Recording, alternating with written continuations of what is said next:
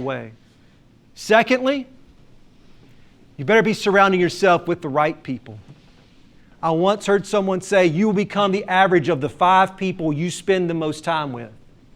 If you're spending time with 5 people who like to go out and get drunk every weekend, guess what you're going to do? You're going to go out and get drunk every weekend. If you're hanging out with 5 people who like to go out and get high, you're going to do the same thing. But the opposite is true as well. If you're hanging out with people that are motivated to do the right thing, to become successful, then you will as well. I try to apply this to my life. I surround myself with men who help me to be a better husband, a father, who help me in business, help me spiritually. Those are the people I surround myself with. But who are you surrounding yourself with? Everybody look at your neighbor for me. And I want you to repeat after me. Stupid rubs off. Now look at your other neighbor and say, I shouldn't be sitting next to you. Be careful who you say that to, by the way. All right. Allow me to show you. 1, 2, 3, 4. Would y'all stand up and help me with something, please? Who wants to be my driver? Okay. All right. Just turn around for me, sir. You're front passenger. You 2 are my rear passengers. All right. Let me show you how this works.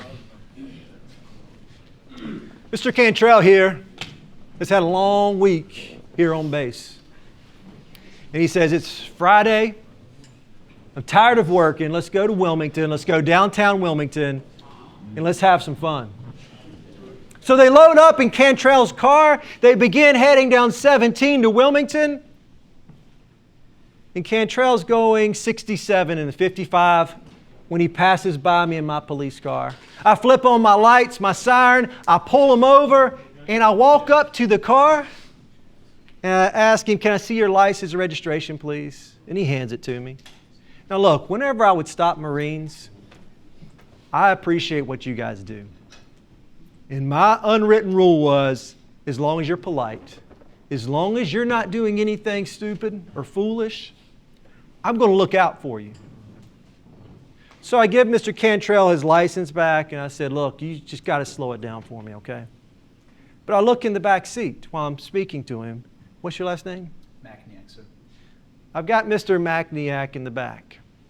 And while I'm having my conversation with the driver, I look in the back seat, and I see his heart about to beat out of his chest. What's he so nervous for? So I asked Mr. Cantrell, do you have anything in the car you shouldn't have? And your answer is? Nope. That's the only answer, right? He says no. And then I ask him, can I take a look? Don't answer yet. I ask him, can I take a look? And he could say no, and law enforcement cannot search your car without probable cause or your consent. Right now, I have neither. But you see, he doesn't know that Mr. Macniak in the back has a bag of cocaine in his pocket. So, Mr. Cantrell is just thankful that I'm letting him off with a warning. And he says, officer, please search my car. You're good. Yeah, absolutely. All right, so go ahead and step out. I will pat him down. You can have a seat. I get the next passenger out, step out. I do a pat down, have a seat. My next passenger, pat down, have a seat. Now, Mr. Macniak sees what's about to happen here. He knows he's up next. And so what typically happens is before they step out of the car and get patted down, they take whatever is in their pocket and they throw it under the seat. And that's exactly what he does. You may step out, have a seat. And I'm searching the car, and lo and behold, I find the bag of cocaine under the seat. All right, fellas, who owns it? Who do y'all think answers up? 90% of the time, nobody fesses up and says, yeah, it's my cocaine. Nobody answers up. And so, who do you think gets charged with it? There's a law called the law of constructive possession. The law of constructive possession says that anyone who had access to it gets charged with it. And so in this case, everyone in the car now gets charged with possession, felony possession of cocaine. And right there, stupid just rubbed off. One person's bad decision just affected everybody else, so you better be careful who you're surrounding yourself with. One of my close friends, one of my close five, his name is Ben. When Ben graduated law school, he decided he was going to celebrate by taking a backpacking trip across the Serengeti Wildlife Reserve. He goes to the Serengeti. When he gets there, he meets with his guide, and they get into a safari jeep, and they begin driving down this long dirt road. They are in the middle of nowhere, miles and miles away from civilization, and then all of a sudden they hear it, pop. It's the flat tire.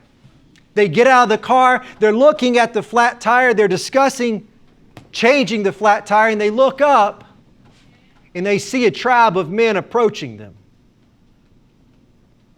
This tribe is dressed in red, and there's about 20 of them.